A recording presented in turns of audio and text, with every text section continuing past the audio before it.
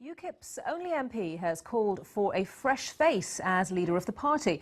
Douglas Carswell told BBC Essex presenter Nital Arthinake that UKIP needed a gear change and a new direction after what he described as a dire by-election result recently in Oldham.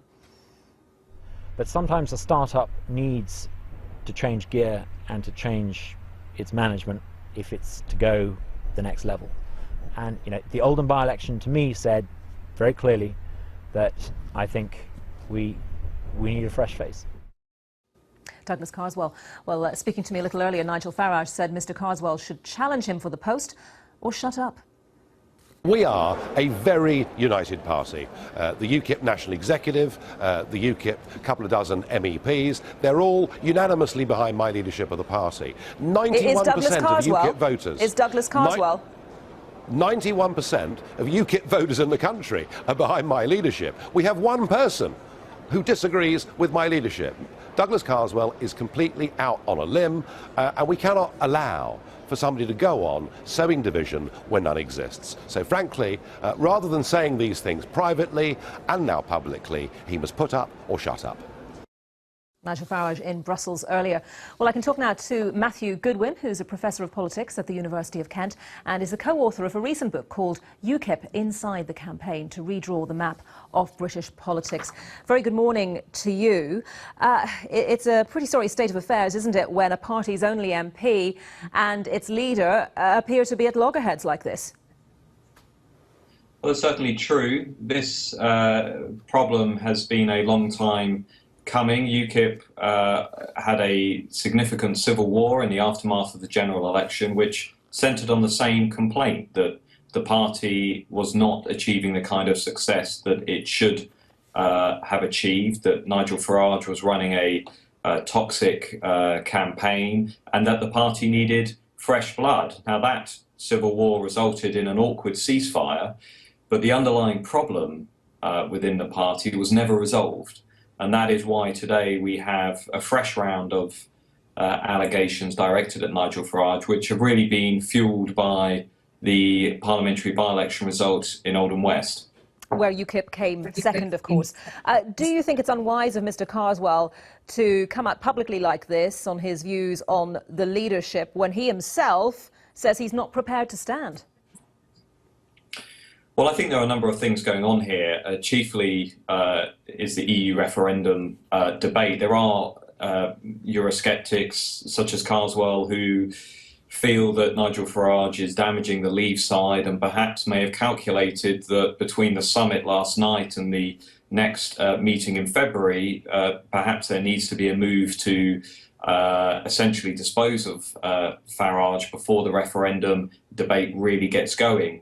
Because the Leave camp are faced with a somewhat awkward question, which is why are they not ahead, given the refugee crisis and record levels of public concern over immigration in Britain. So it may be that Carswell is really thinking about two things here: not only how UKIP can move beyond the 10 to 15% range into the 15 to 20, 25% range, where lots of European radical right parties are currently placed, but also how can the Leave camp deliver a victory and mobilise over 50% of the vote at a referendum.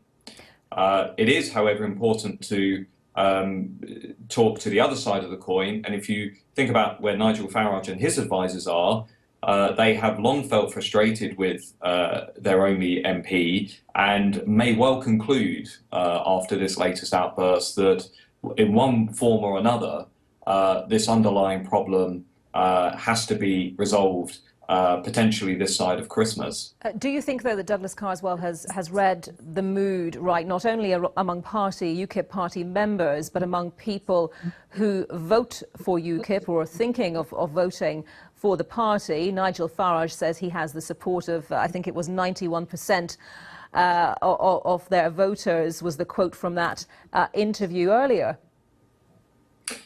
Nigel Farage is incredibly popular within the party. He is incredibly popular among the people who matter in the party, the National Executive Council, the vast majority of the MEPs, and also some of the key backroom influencers and shakers within UKIP.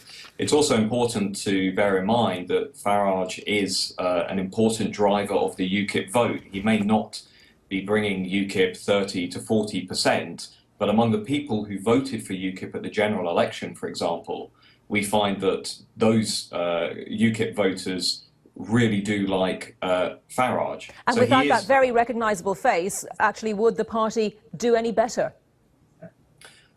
Well, who is the other face? I mean, that's the big question that's underlying this big debate. Is it Paul Nuttall, who in essence would not deliver what Carswell is talking about? Paul Nuttall is a Farage loyalist who would want to stick on the current path, who would want to focus heavily on immigration and associated issues. Is it Suzanne Evans, who Douglas Carswell and others have praised in the past? Well, Suzanne Evans doesn't inspire great confidence at all levels of the party. That would be my reading.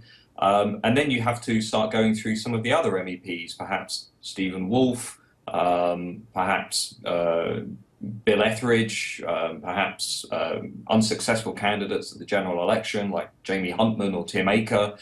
These are all people who most voters will not necessarily be aware of, but are at the core of UKIP's organisation. But do they have that Farage factor?